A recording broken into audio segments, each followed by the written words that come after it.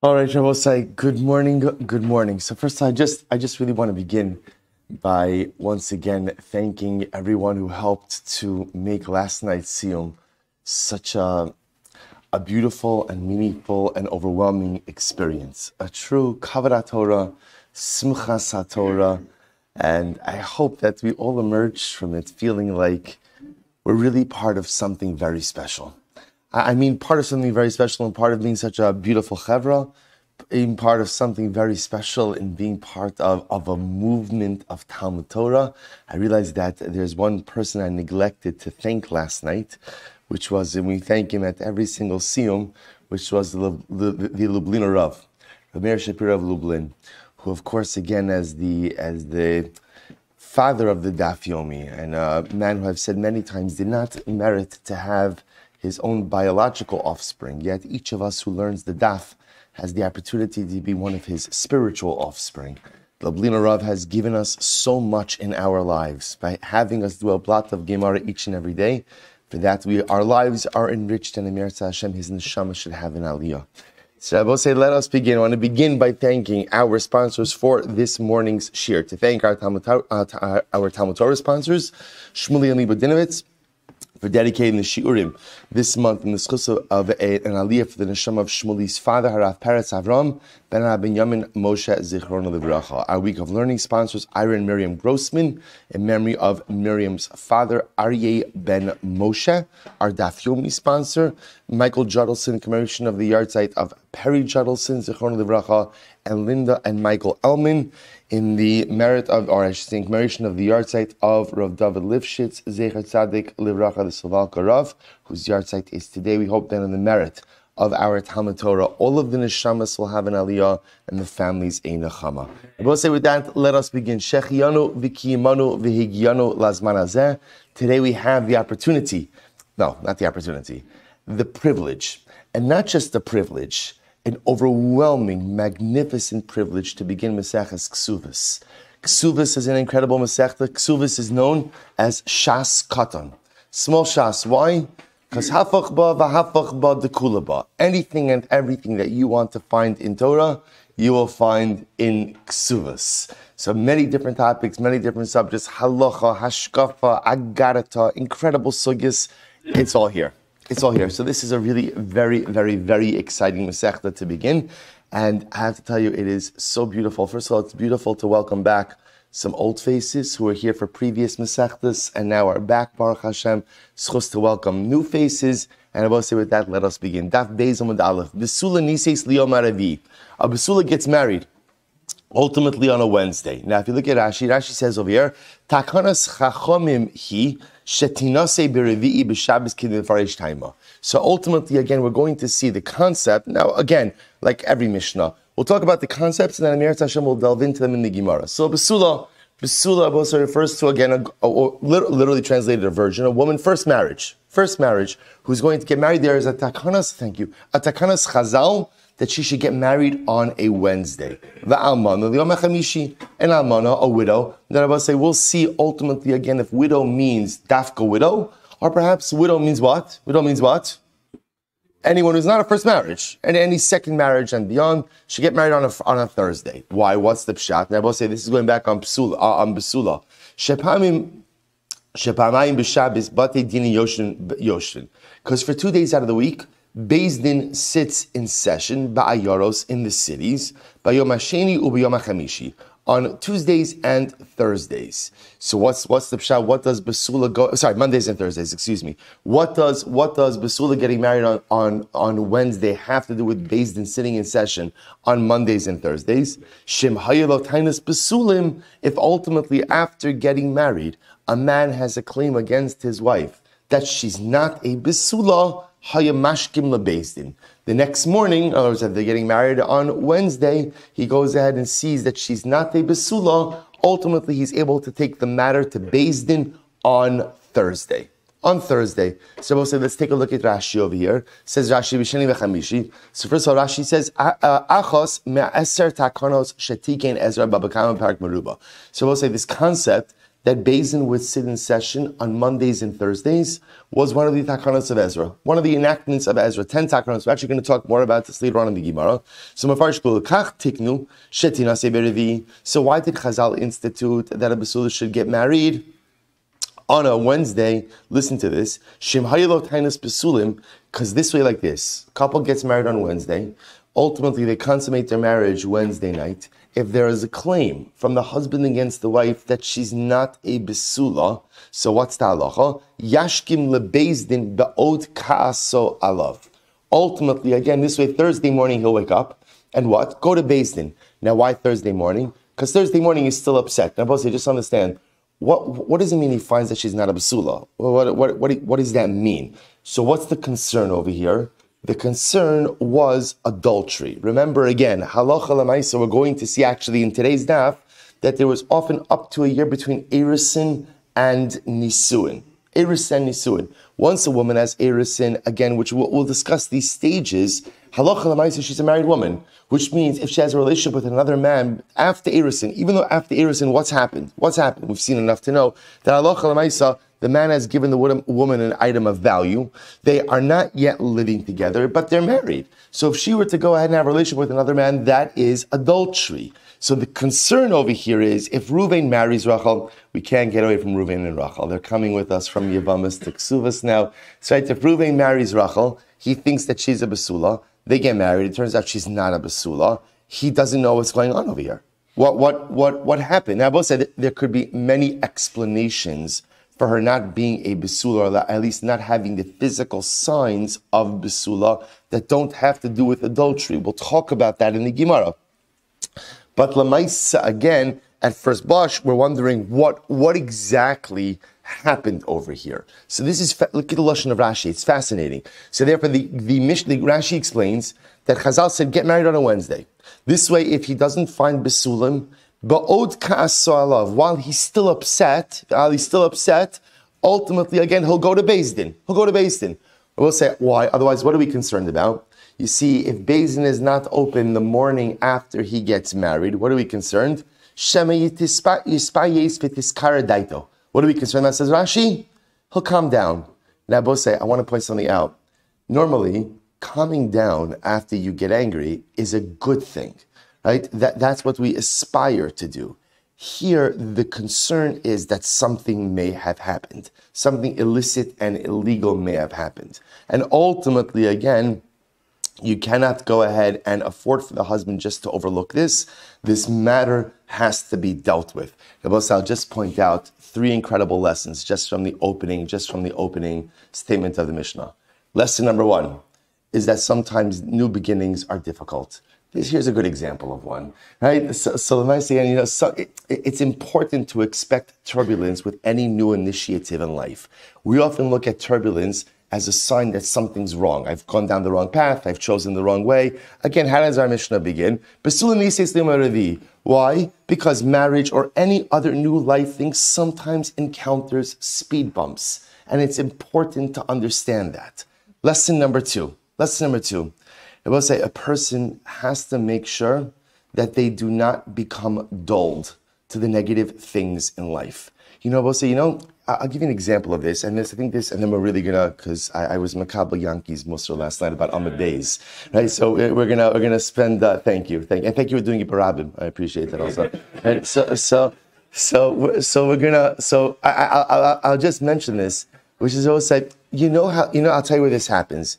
Like sometimes, especially if you're a yeshiva guy, and maybe then again, you go to work, you get your first job, and you hear nivel peh, right? You hear someone say like just use really foul language, which unfortunately is often very common in the world.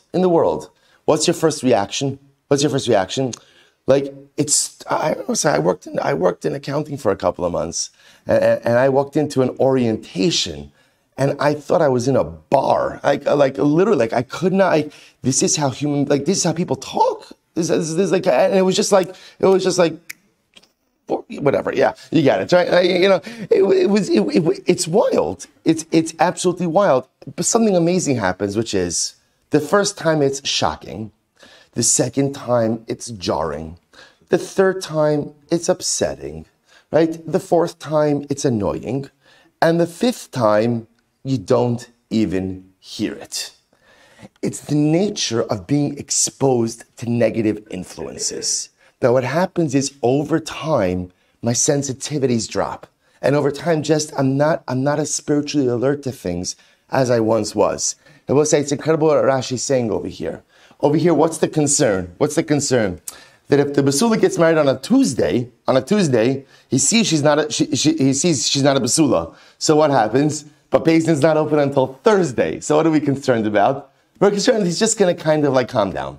He'll take a deep breath. That was, I want to be clear, in every other area of life, calming down is good. Calming down is good. Here, what we're concerned about is, will the husband's sensitivities be dulled to the fact that something may have happened? Again, maybe something didn't happen, but Lamaisa, it's got to be dealt with. It's amazing how time dulls our sensitivity to the negative things in life. So accept the fact that there is sometimes this turbulence in the beginning, and I will say a person has to be ever vigilant to maintain proper Yiddish sensitivities, proper Jewish sensitivities, because often we're in a world where those sensitivities are not shared, and enough exposure to that world dulls the sensitivities. Keep your sensitivities at highest levels in order to maintain your Kedusha. So Rashi goes on and Rashi says, I know there was number 3, but it's too late. It took the first 2 took too long. And so therefore again, Rashi explains over here, this was a Takanos Chazal. So Takanos Chazal is, Basula gets married on a Wednesday. This way again, if there's no Basulim, husband could show up at Beis Din on Thursday morning and immediately deal with the issue. We'll say again, just to be clear, the absence of Basulim doesn't automatically mean adultery, but it requires an explanation. And if it's not adultery, then it has to be explained some other way as well. Good. We'll say that's the Mishnah. Mazel tov on completing the first Mishnah of Meseches Kesuvos. Beautiful. Says the Gemara, Amar Rav Yosef Ram Yehuda Shmuel, Mipnei ma Amar Besulani says the Amar Ravi. So we'll say this is a fascinating exchange. So Rav Yosef said the name of Ravi, the same name of Shmuel. So we'll say all of this said over the name of Shmuel. Why does a basula get married on a Wednesday? Lefisha shaninu, because we learned. We'll say because we learned. We're going to see that this is on Mem Chesam with base 48b. A couple of weeks, we'll see this in Meretz Hashem.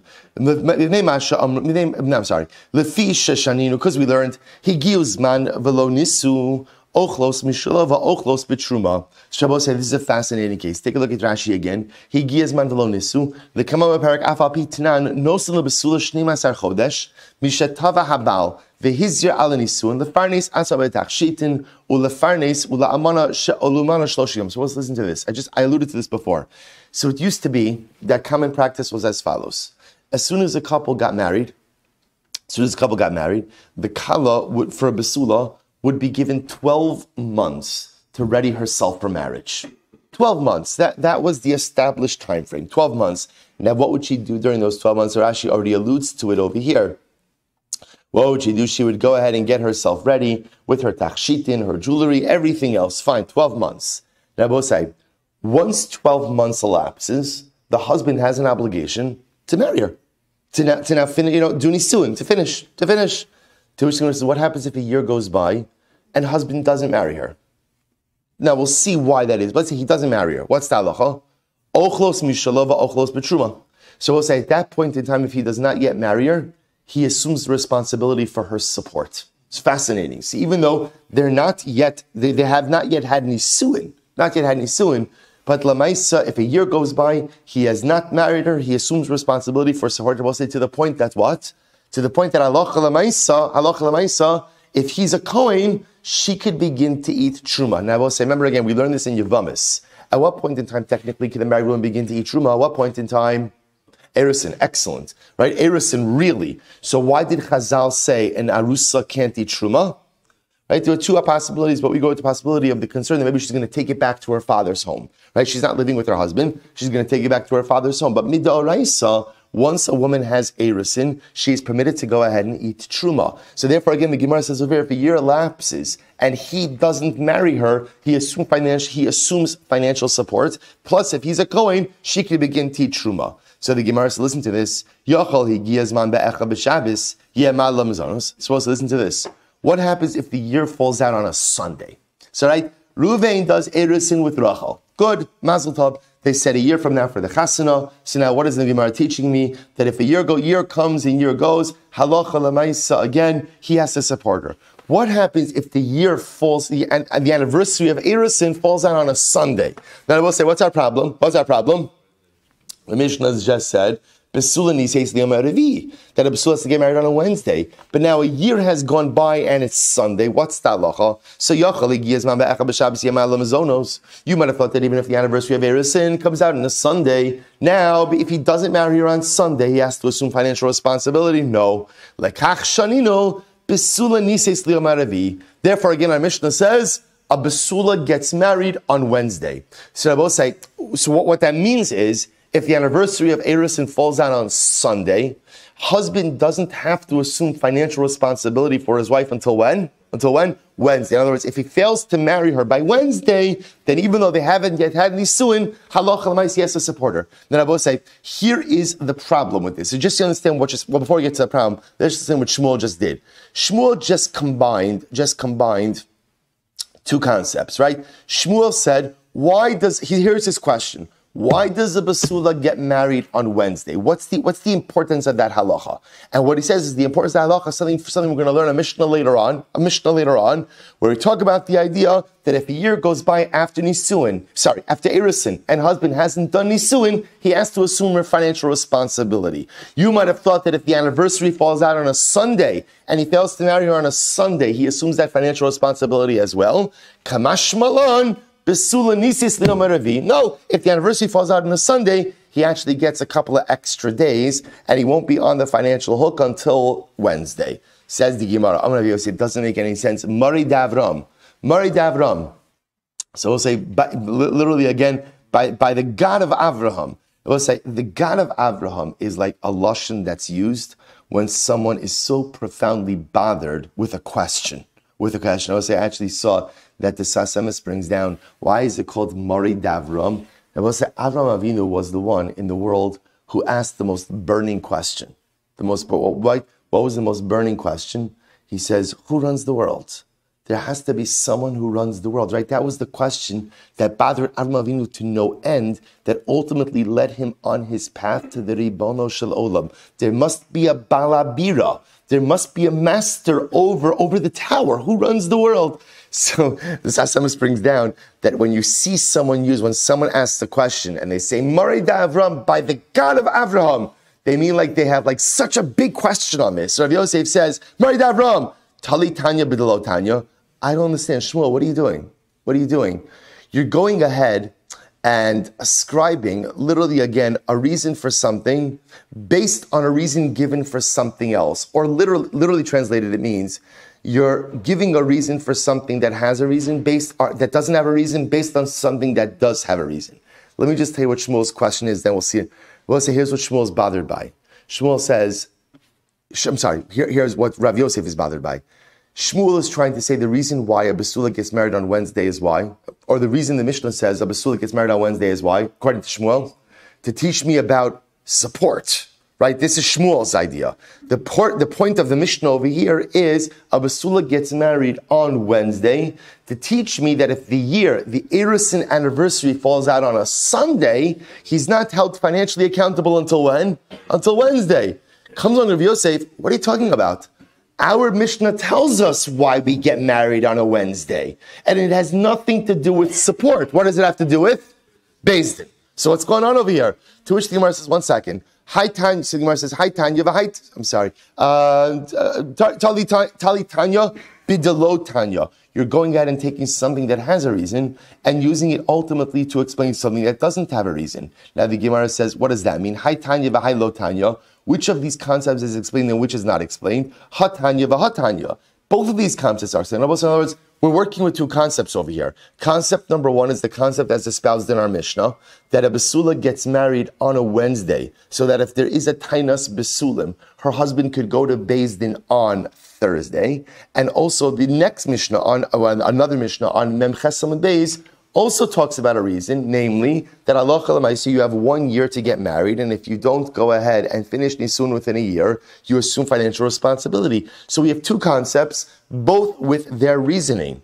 Ela talitanya de mefarish taima biditanya de lo mefarish taima. Rather, here's the plan, Rabbosai. You're taking a statement on Memches and you're trying to read it into our Mishnah when our Mishnah itself has its own self-contained reasoning. In other words, the statement in our Mishnah has nothing to do with what occurs on Memches. The statement of our Mishnah is that a Basula gets married on a Wednesday, ultimately, again, because Beis Din is open on a Thursday morning. And if there's a Basulim claim, the husband could readily make it. That has nothing to do with what's discussed later on about the support obligation being triggered after a year. So if you're going to say something, here's what you have to say. Why is it that a Basula gets married on a Wednesday? Okay. So we'll say that's halacha. That's halacha. Why did Basula get married on a Wednesday? Because if there's some claim of Basulim, ultimately husband could go to the Beis Din Thursday morning. The Gemara says, well, if that's the case, Rabbi say, Wednesday is not the only date for a marriage. What's also a good day to get married? Sunday. V'tinase be'echa b'Shabbos. Shem haylo tainus Basulim haya mashkim leBeis Din. So Rabbi say, get married on Sunday. Get married on Sunday. Right, then Lamaisa again on a Sunday, you'll go ahead, right? If there's a Tainas Basulim, Sunday night they consummate their marriage. If there's a Tainas Basulim, he'll go to Beis Din on Monday morning. So both says incredible. Shaktu chachamim al takanos benos Yisrael, sheitarech besuda shloshi yamim, echa b'Shabbos, v'sheni b'Shabbos, ushlishi b'Shabbos, u'berevi'i konsa. Now both say, listen to this. This is the lashon of Shaktu. Shaktu means Chazal were concerned. They were concerned, right, that a Jewish woman should have a nice chasana. Rabbi says we're going to see the responsibility for preparing the chasana actually fell upon the chasan, fell upon the groom, right? So they wanted the groom to have 3 days to go ahead and prepare for the chasana. So Rabbi say, what's the problem? If you're going ahead and getting married on Sunday, what's going to end up happening, right? So the truth is you'll prepare whatever you can before Shabbos, right? And then you have Sunday. How much could you prepare in one day? So that's going to impact the quality of the food and the nature of the experience of the chasana. This is so beautiful. Chazal wanted a Jewish woman to have a beautiful chasana. So therefore they said what? Get married on a Wednesday, because if you have Wednesday, then you have Sunday, Monday, Tuesday, right? I should say, right? Echa b'Shabbos, Sheni b'Shabbos, right? B'Shabbos, Shlishi b'Shabbos, u'berevi'i konsa, right? So you have 3 days. You have 3 days to prepare, and then ultimately, again, the chasana is on Wednesday. So I will say, so again, there's a whole bunch of stuff floating around over here. So here's what we have. So far, a Basula gets married on Wednesday. Why? Beis Din's open Thursday morning. If that's the case, get married on a Sunday. No, you can't get married on a Sunday. Why not? Shaktu chachamim al takonos benos Yisrael. Chazal wanted a Jewish woman to have a nice wedding. You need a couple of days to prepare for a wedding. I'll say, by the way, it's incredible. People think they need weeks to prepare for a wedding. Apparently, Chazal said you need 3 days, right, to prepare for a wedding, right? 3 days to prepare for a wedding. So therefore, I will say, even though according to our Mishnah, Sunday should work for a chasana as well, there's another competing piece over here, which is we want chasanas to be nice and prepared for. You need 3 days. Fine. So that's why now we're getting married on Wednesday. Watch this. V'achshav sheshaninu shakdu. So both say, so listen to this. Now that we said shakdu, so shakdu is the short term. Chazal wants a Jewish woman to have a nice wedding. So therefore they said get married on a Wednesday, not on a Sunday.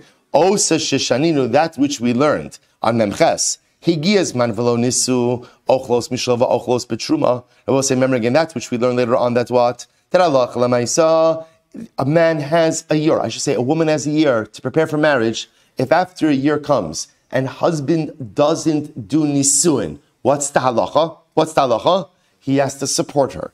Now I will say, watch this. Higias man be'echa b'Shabbos. What happens if the year falls out on Shabbos? So mitoch she'enu yochol becha b'Shabbos. Sorry, if the anniversary falls out, on Sunday, mitoch she'enu yochol lichnos eno ma'ala lamazonos. I will say, therefore, again, halacha l'maisa, if the anniversary of the irisin falls out on a Sunday, since he can't get married on a Sunday, I will say, why can't you get married on a Sunday? Why not? Shakdu, one word answer, shakdu, right? Shakdu is what, again, is the term. Chazal want you to have at least 3 days to prepare for the chasana. So since you can't get married on a Sunday, therefore what? Eino ma'ale la mizonos. Halacha l'maisa, the support obligation is not triggered there as well. So I will say, so now everything comes together in a beautiful, beautiful picture. So here we go. So again, halacha number one, Basula gets married on a Wednesday. Why does Basula get married on a Wednesday?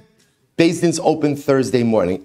Using that logic, why doesn't the woman get married why don't you marry a Basula on a Sunday?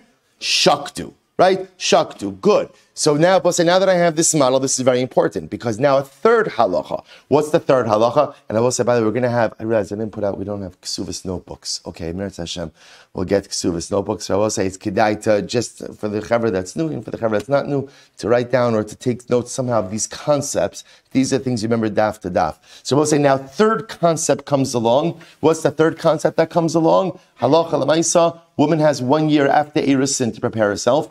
The husband has an obligation to execute on Nisuin on the 1 year anniversary of the Erusin. What happens if the 1 year anniversary of the Erusin falls out on a Sunday? What's the halacha?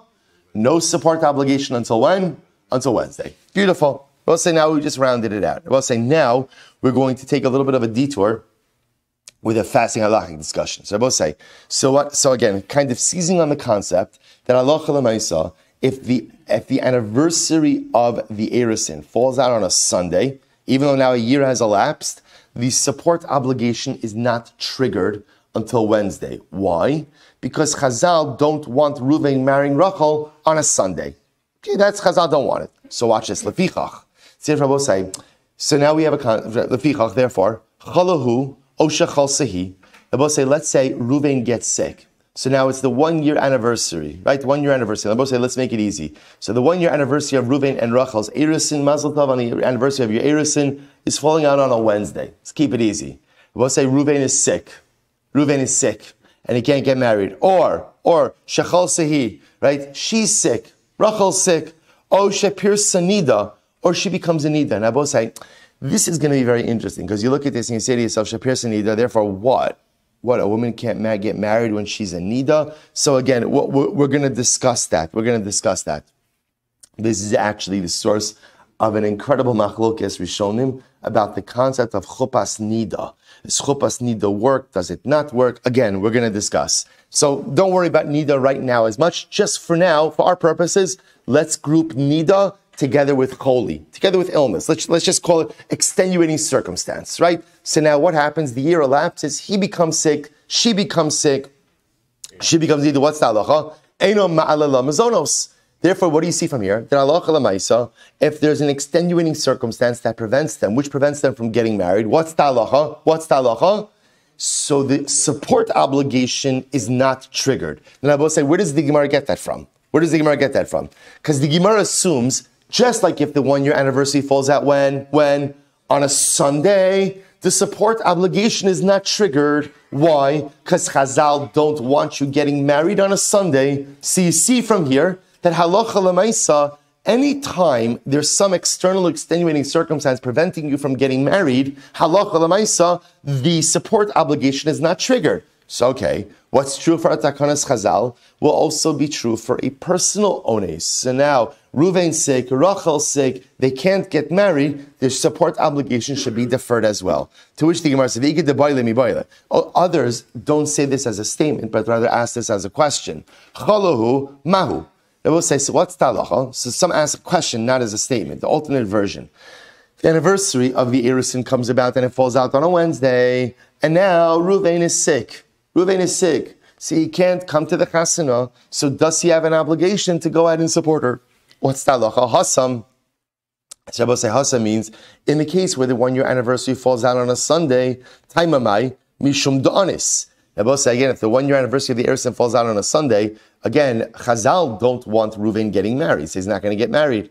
V'hacha, but Shabbos say in the case of the chola, hanami anis. It's also an ones. So choli, Sunday, it's the same thing. They're both cases of extenuating circumstances which prevent the husband from executing on the nisuin. And therefore, halacha l'maisa, that should defer the support obligation. To which the Gemara says, O Dilma, hasam anis pitakanta detakinu le rabanan, hacha lo. Or Rabbi will say, no. The case of Sunday, Chazal are standing in your way. Right? Chazal are telling you, we don't want you getting married on this day. Okay? I'm ready to get married. Chazal don't want me to get married. Fine. And we'll say over here in the case of choli, what can we say to that? What can we say to the husband or to the right? Come on, put on your big boy pants, right? Let's go, right? Just get to the chuppah, right? You're not feeling well, okay? Life is filled with moments you're not feeling well, right? Come on, get it together and let's go. Let's go. In other words, there's nothing standing in his way except him. Wow, what a profound yisod I was saying. See, there are different types of obstacles in life. Sometimes you encounter a takanas chazal. Sometimes you encounter a real obstacle. A real obstacle. There's something standing in your way. There's a barrier that's preventing you from moving forward. What do you do when there's a barrier, an absolute barrier from preventing you from moving forward? What do? You accept it, and then you pivot. You accept it, and then you pivot. There are other times where the barrier is choli. The barrier is illness. I will say, what do you do when the illness represents a self-imposed barrier? What do you do when there's a self-imposed barrier? Move through it. Power through it. Figure it out. So I will say that's the question of the Gemara. So in other words, do you assume that every onus and every extenuating circumstance is the same? Or no? There's a difference between when Chazal say no and when you're not feeling well. When Chazal say no, that's an active barrier, right? Therefore, no support obligation. When you're not feeling well, maybe the din is feel better. Let's feel better. Sometimes the answer is if you're not feeling well, feel better. To which the Gemara goes right there. And I will say, if you want to say that halacha l'maisa, if he's the one who is ill, then what? He's obligated to go ahead and provide. I will say, in other words, if the ones is him, then einachinami, he has to provide her mizonos. Maybe then chol sehi mahu. What happens if she becomes sick? Rachel becomes ill. So what's the halacha? Matzi amar la ana ha ka'imna. So could Reuven say to her, look, I'm here, right? I'm ready to get married. If you're not going to get married, that's fine. I'm happy to respect your decision right now. But l'maisa, I'm not supporting you. Mom is just sweetheart, right? So I'll say, so this is a keeper, right? So again, I'm not supporting you. O Dilma, matzia amrele nistapcha sadeu. Or Rabbi say, this is incredible, right? You can see this conversation happening with a couple, right? She could say to him, it's your mazel that I'm sick, right? I'm your wife, we already had Erison. Nistap chasadeo literally means your field has become flooded, which means what happens to me is a reflection of your mazel. Look at Rashi. Nistap chasadeo, last Rashi on the daf, mlashon mater sochif, nishtifa sadcha. Your field has become flooded. In other words, what happens when your field becomes flooded? It becomes ruined. Kilomar, mazalcha garam, ki mehayom ani mutelas alecha lazon. I will say this is such a great line. What does the wife say to her husband? Right? It's your mazel that I'm sick. It's not me, right? It's your mazel that caused this. So in other words, what she's really saying is right now, I'm your problem. Right? So because I'm your problem, in other words, the year has gone by, so lemaisa now it's your mazel, and therefore you're obligated to support me. And if ultimately again she's able to say nistapcha sadehu, your field has become flooded. In other words, if she says if I become sick, it's your mazel, pirsa nida mahu. What happens if she becomes a nida? And I will say the Gemara is working under the assumption that you can't affect nisuin with a woman who is a nida. So what's the halacha? So b'shas vestaloti ba'ilacha. So I will say if she has what we call a veses kavua, a regular cycle, so she's becoming a nida at the regular appointed time. Loti ba'ilacha. Ultimately, again, it's not a kasha. Yankee, it's 6:27. 6:27. I got time days. Not bad. Right? So the Gemara says, "Delo matzia arma nestapcha sadeu." I would say, obviously, halacha l'maisa again, if what? If at the end of the day, it's a regularly anticipated cycle, then halacha l'maisa, that's her body working in the regular way. You can't go ahead and claim nistap chasadeh, your field has become flooded. So the Gemara says, Kiti barilacha, shelo b'shas vesta. So where does the machlokes? We always say, where could the issue come up? Let's say she becomes a nida at an irregular time. So the Gemara says, "Mai kevan de lo b'shas vesta havya matzia amrle nistap chasadeu." So could she say that since she's becoming a nida at an irregular time, it's your mazel? She says to her husband, "It's your mazel that's caused this. Oh, your field has become flooded. Oh, Dilma kevan de ika nashi de kamishanya vestaihu kishas vestadami."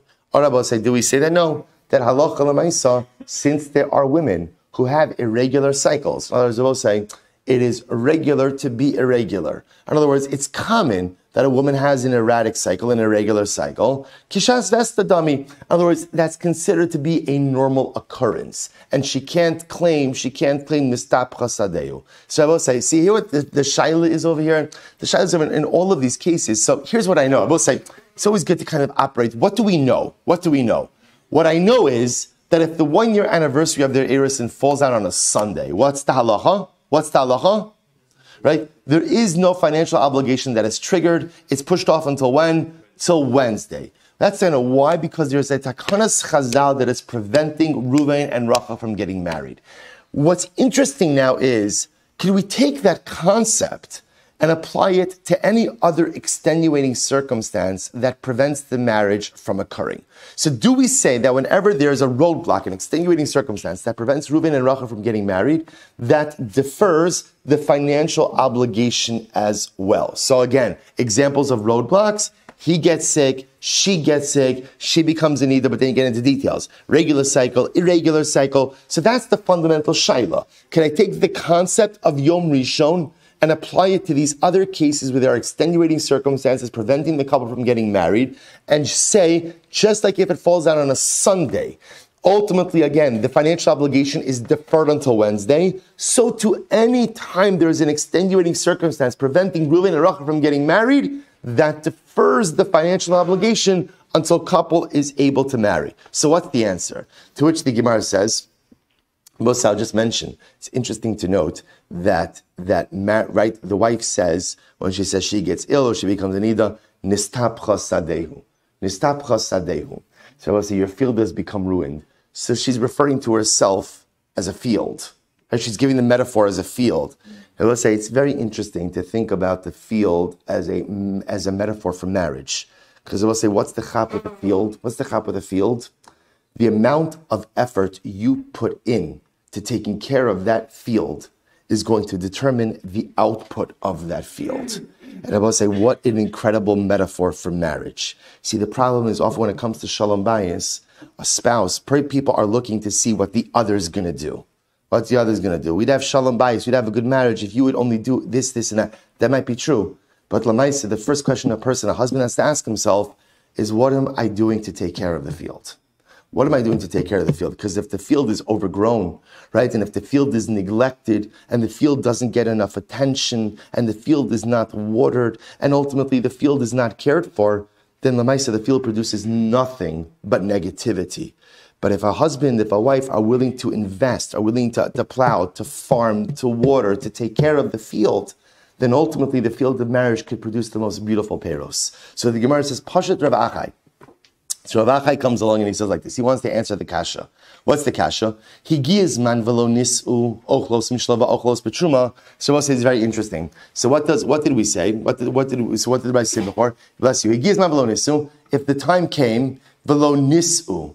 So we'll see the diakonis. What's the halacha? So a year goes by after erisin and they did not do nisuin. What's the halacha? The halacha is that triggers the support obligation. So the Gemara says, interesting, lo nasu lo katani, ella lo nisu. So Rabbi say, here's what's interesting. Lo nasu is masculine. So if see the way like you naturally read this particular statement is, they had erisin.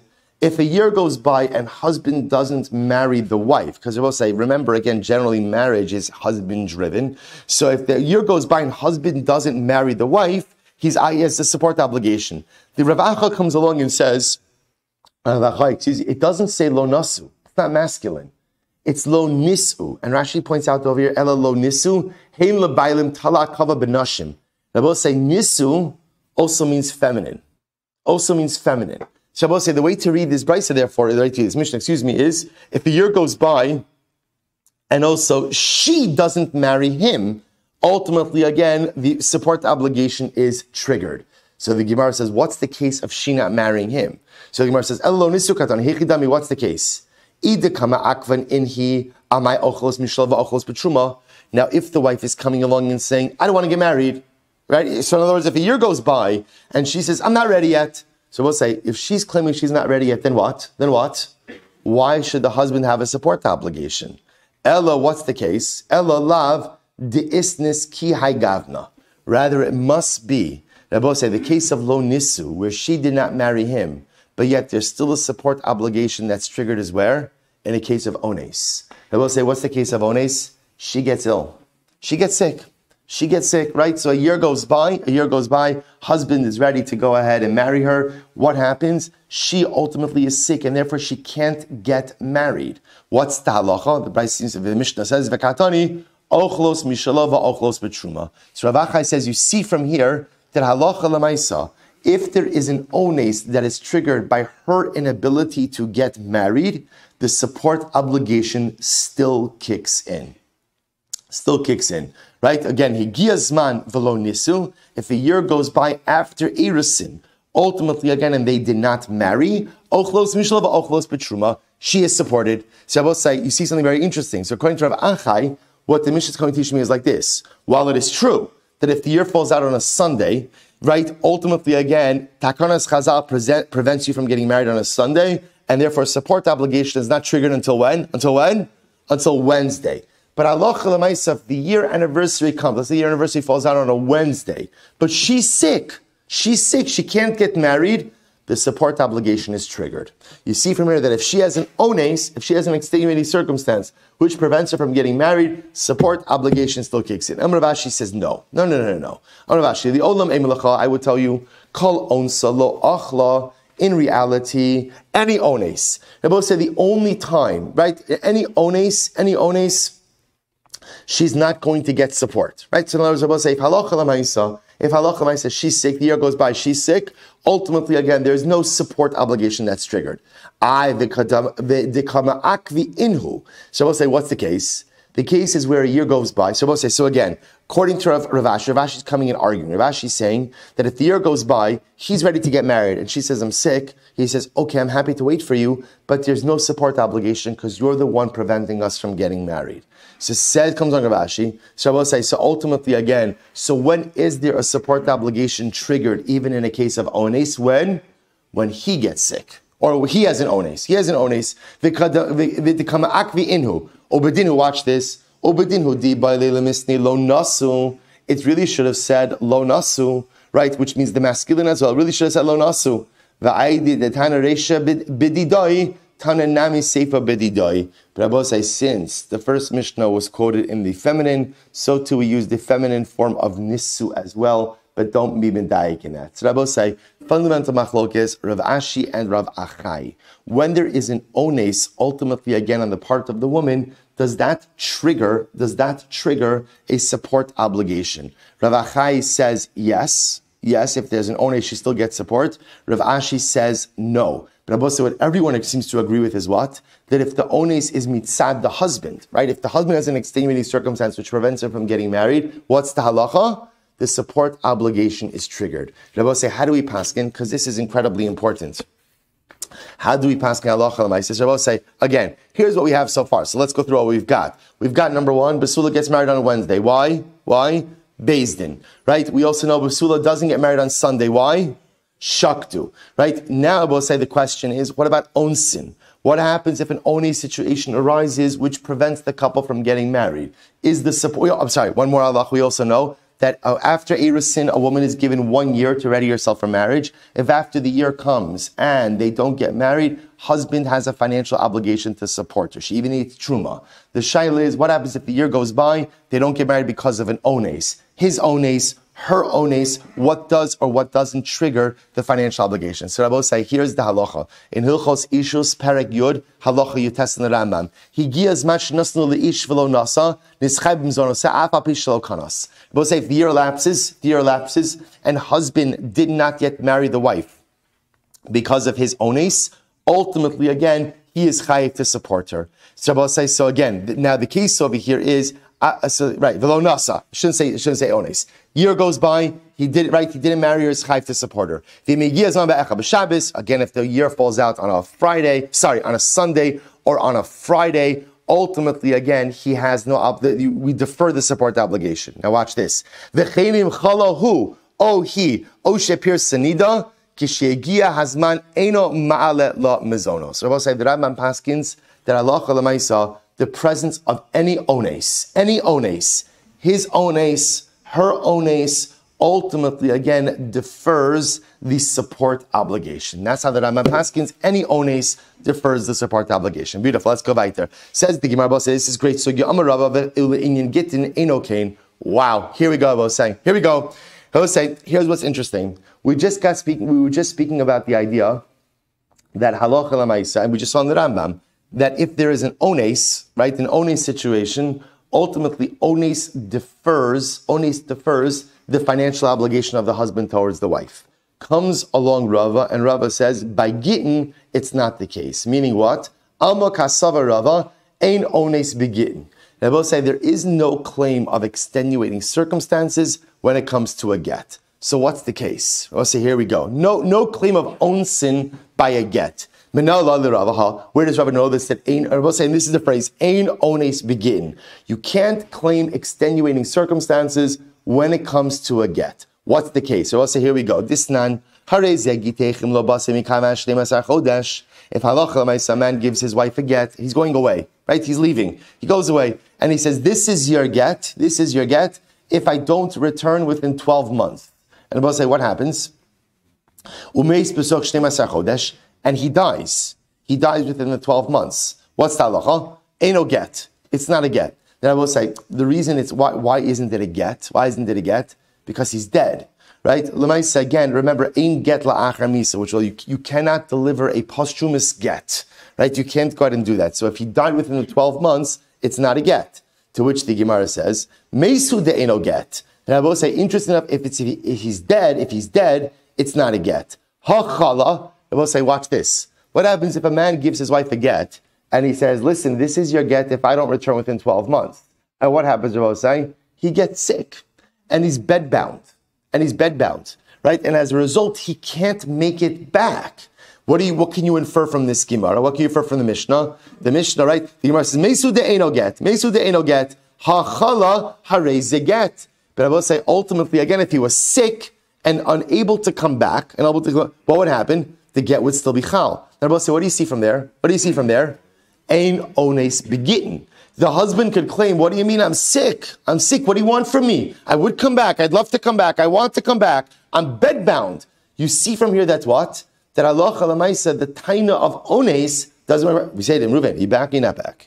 You back, you're not back, right? I got the whole Torah. You've got whatever strain you have, right? I understand. You can't come back. You can't do this. You can't do that. Fine. Lamaisa, you're not back. The fact that you're not back ultimately triggers the get. So you see from here, says Rava, ein ones begittin. You can't claim extenuating circumstances by gittin. So you must 1 second. I don't know. Maybe you could infer differently. Maybe the truth is, even if he got sick, and that's the reason he didn't come back within 12 months, maybe also it's not a get. Maybe he can claim own sin. To which the Gemara says, "V'higufa kamash malon de'ein get la'achar misa." And we will say the point of the Mishnah, the real point of the Mishnah is that Allah Chalamaisa, you can't give a posthumous get. Right? That's the point. We're not really, in other words, don't infer anything from here about own sin. See, I will say, Allah Chalamaisa, really the focus is just that case. Reuven gives Rachel a get, so if I don't come back within 12 months, ultimately, again, you're divorced. Here's your get. What happens? He dies. He dies month number 6. What's the point of the Mishnah? She's an amana, she's not the grusha. Right? There's no get achar misa. That's the point. And don't infer anything else. To which the Gemara said, ain't get la'achar misa, hatan al-risha. We already learned that concept of ain't get la'achar misa. Where did we learn it from? I will say this is incredible. Harei zegitech meisi, harei zegitech mecholizeh, harei zegitech la'achar misa, lo amar klum. But we already learned this explicitly. If a man says to his wife, right, this is your get when I die from this illness, right? Or this is your get after I die. And I will say, by the way, this is a perfect thing. You think to yourself, I don't understand. She's going to be an almana anyway, right? I will say, remember again, why would a man be doing this?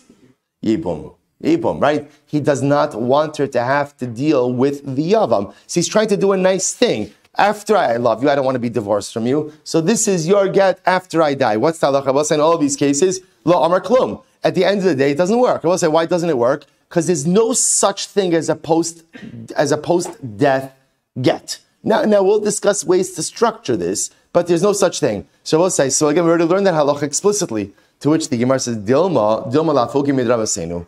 The sanyu of Rabbeinu hitiru linas. I will say maybe this has come to exclude the position ultimately again of the Rabbanan, because the Rabbanan said that halacha lamaisa, you're permitted to go ahead and get remarried with such a get. Rabbi saying, now take a look at Rashi. Rashi says over here, hitiru linas, below chalitza lahahi deimlo basi. Rabbi say, listen to this, is fascinating. The Chazal, the Rabbanan said in a case where Reuven gives Rachel a get, and he says to her, this is your get if I don't come back within 12 months. And he dies. So we said before, ultimately it's not a get, she's a widow, she's not an agrusha. The Rabbanan say such a get is actually a valid get. How so? Va'amrina man Rabbeinu, who are the Rabbeinu?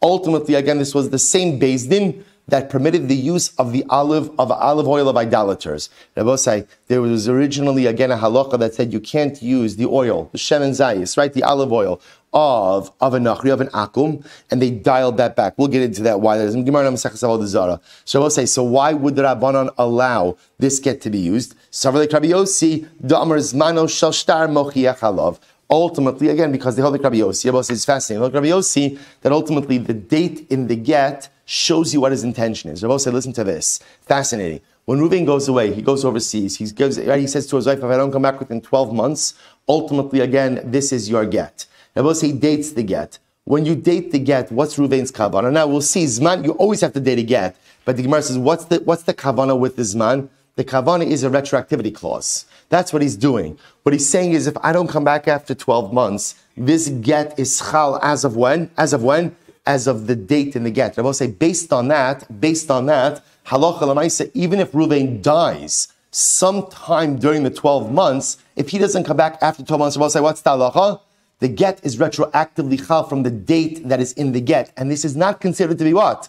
A posthumous get. It's not a get la'achar misa. It's a get that's retroactively chal from the time that he left town. So I will say, we'll stop over for today, but it doesn't say what we're stopping in the middle of. We're stopping in the middle like this. So I will say, we totally transitioned. We started with marriage, we ended with divorce, started with Solonises, now we're up to Gittin. So I will say, here's what's happening over here. Rava said, when it comes to the support obligation, you could make a claim of ones. That works. We saw the Raman Paskins that way. That halacha l'maisa, if there is an ones which is preventing you from getting married, halacha l'maisa, that defers the support obligation.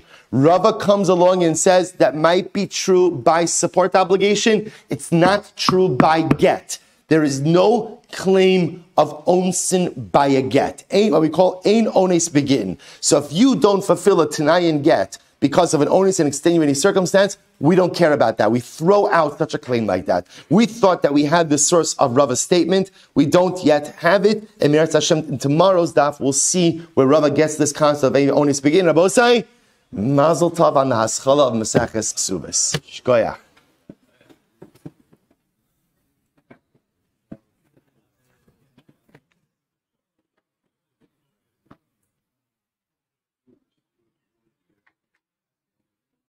Really good shot. Really nice.